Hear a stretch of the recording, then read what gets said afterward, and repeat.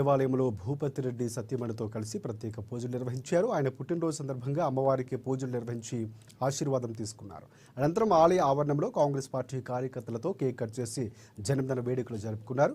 కార్యకర్తల మధ్యలో జన్మదిన వేడుకలు జరుపుకోవడం ఎంతో ఆనందదాయకంగా ఉందన్నారు. అంతేకాకుండా పెద్దమ్మ తల్లి ఆలయ అభివృద్ధికి తన వంతు కృషి చేస్తారని తెలిపారు.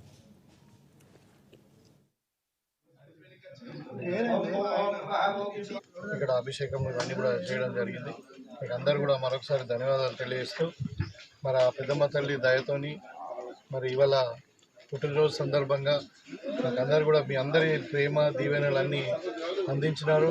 తప్పకుండా ఆ భగవంతుని ఇచ్చిన శక్తితోని మన దర్పల్లి గ్రామాన్ని కానీ మరి ఈ టెంపుల్కి సంబంధించిన ఏదైనా ఇష్యూ ఉంటే అన్నీ కూడా సంఘ సభ్యులు అందరూ కూడా నా పూర్తి సహకారం ఉంటుందని చెప్పి కోరుకుంటూ మరి మీకు అందరు కూడా తెలుసు ఇవాళ తెలంగాణ పెద్దలు రేవంత్ రెడ్డి గారి నాయకత్వంలో మనం ఒక తెలంగాణ రైజింగ్ అనే ఒక స్లోగన్ పెట్టుకున్నాం. యాక్చువల్లీ భారతదేశంలో 29 రాష్ట్రాలలో మనది అతి చిన్న అంటే వయసులో 10 సంవత్సరాల కింద ఏర్పడినటువంటి రాష్ట్రం. కానీ ఇవాళ భారతదేశంలోనే నంబర్ 1గా తీసుకెళ్తున్నటువంటి సందర్భంలో రేవంత్ రెడ్డి గారి నాయకత్వంలో మనందరం కూడా పనిచేస్తాము.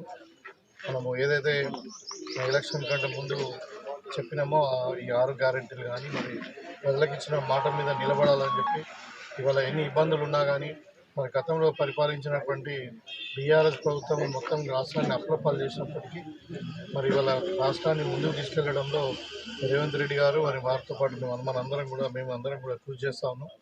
తప్పకుండా ప్రజలకు తల్లి దీవెనలతో అందరూ కూడా మరి అంటే ఆయుష ఆరోగ్యాలతో సుఖశాంతులతో పాడి పంటలతో అందరూ కూడా మరి ఆరోగ్యంగా ఉండి అందరూ